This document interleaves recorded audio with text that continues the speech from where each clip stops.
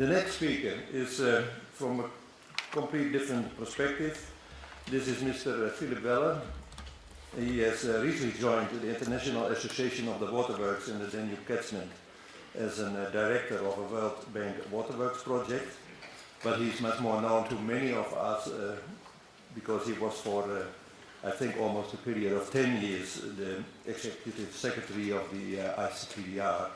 So very well known to many people here and very familiar with the river restoration because much has been done by the ICPDR about the hydromorphological situation and the improvement of the water quality, where he's actually been working on it now as well.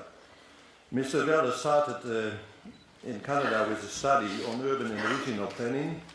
I knew that it was something like that, but I needed to go into details by now, and now I know and I want to tell you.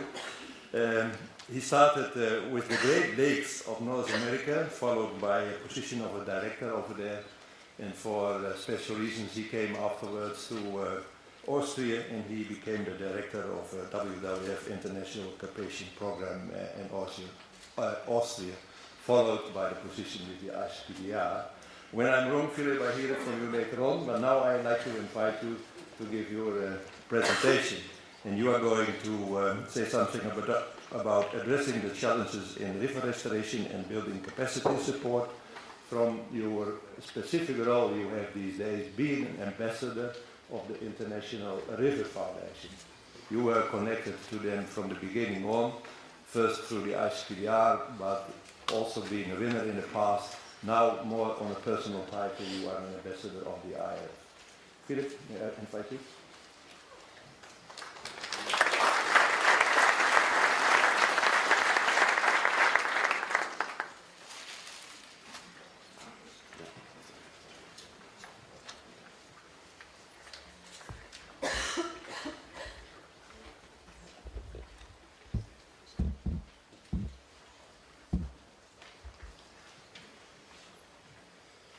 So thank you very much, Bart, and good morning, everybody. I'm extremely pleased that...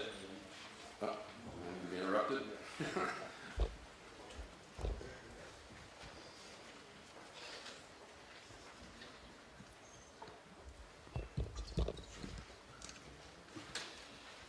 Yes, once again, good morning, and I want to express my great pleasure to be here with you this morning, to have an opportunity to provide a few remarks at this conference, which are about a blank screen. But it's the first time I'm going to do a presentation without PowerPoint, so it's actually not so critical.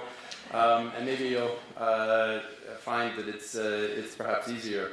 In any case, the presentation I'm going to make is a challenge to you to use this conference as an opportunity to think about where this movement goes. This is a remarkable assembly of over 300 people. Where do we want to go? How do we need to reinforce the network? And I'm going to give you some of my thoughts on where we are at, and following the very, very good presentation in terms of the state of Europe's rivers, the work that's been done already, and where we need to go. The presentation you just heard is from the leading institution in Europe monitoring and assessing the state of Europe's rivers. And that presentation has made clear to you that we haven't always treated Europe's rivers the way they should have been. They have not been treated as living systems connected with the landscape. They've not been treated with the kind of care and respect that such an important resource deserves. They've instead been polluted by nutrients, hazardous substances, chemicals, channelized, straightened, altogether altered in their course in the manner that we've heard from the city of Brussels. And either directly or as a consequence of the above factors, biodiversity has either been exploited or completely reduced, some cases eliminated in river systems, and the health of rivers impaired. Their value to us as humans then has been significantly reduced and limited. But we've also heard from the presentation that you just heard that there is hope that rivers in Europe can be restored, can be protected, that not all rivers are in a condition which is one that should cause us to despair, and that throughout this continent we have a chance to restore rivers to achieve good status in all of the rivers of Europe. This conference is about those challenges and the challenge of ensuring that rivers perform their necessary ecological and landscape functions and support human development. Water, good, clean water, and healthy rivers are essential for the well-being of Europe and the foundation for what you would call is sustainable, healthy development. Without good water, we won't achieve the kind of development that we need in Europe. And in order to achieve this, we need institutional and organizational mechanisms to support and strengthen the efforts that are underway to ensure needed protection, restoration, and sustainable management. The European Centre for River Restoration, which is one of the two primary organizers of this conference, is one of the mechanisms to create the capacity for ensuring that that goal can be realized. And I was very fortunate to participate in the kickoff meeting of ECRR. It was like the date escapes me, but something in the end of the 1990s, and looking around today and having worked with ECR for the setting up of this conference, I can say that significant progress has been made in fulfilling the goals of ECRR of being a platform of exchange of experience on restoration and motivating and inspiring good examples of river basin management and developing the tools to make it happen. The Restore project, which is the other major organizer of this event, which has been operating under the umbrella of ICPDR, or ECRR, sorry, there's too many acronyms, but ECRR, and involving numerous national partners, is the co-organizer of this conference, and through the project activities has strengthened the overall efforts that have taken place. And I'll use this opportunity to make a plug for the project to say that the funders of that project, the European Union, have spent their money well. This project has created a database of existing projects, has allowed exchanges between practitioners, allowed the science behind restoration to be better understood, and supported this conference. Securing the knowledge from actions that are being taken to create restoration of rivers is continually required, and a challenge for which the ECRR and Restore have made important contributions.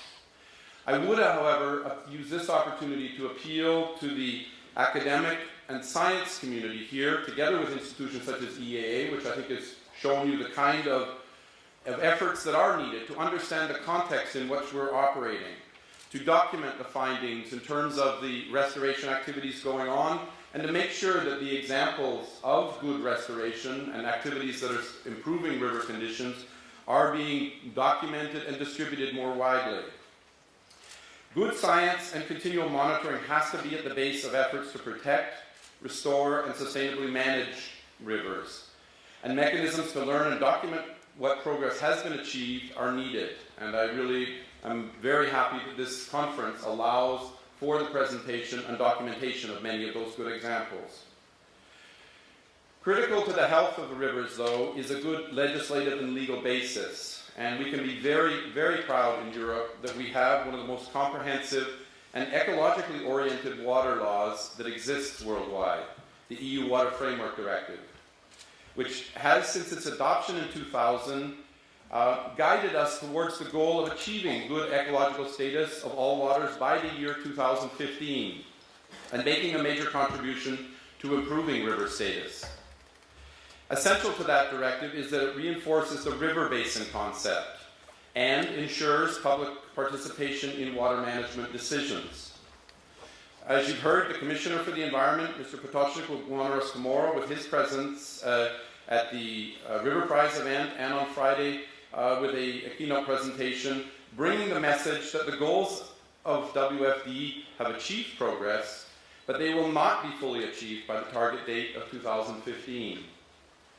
It's clear that we, the community of people in this room, need to step up our efforts to continue to mobilize resources to ensure that the countries continue their efforts to fulfill the goals of this legislation as quickly as possible, and above all, to stop and to challenge any attempts at, in this time frame of deregulation, reduction of environmental laws as a way of encouraging economic growth, that those kind of efforts don't get traction, and that the WFD remains the kind of strong legislation that it is, and promotes healthy rivers throughout Europe. We need, as I say, more than just good science and a solid legislative base. We need a change of our mindset, and I think many of the people in this room are fully aware of that, and you've heard that from the presentation earlier. I work now for an institution involved in improving water supply for human populations. But rivers are more than just a water supply source. They're more than an ability or a source of energy for electricity. They are living systems, and they needed to be treated as living systems.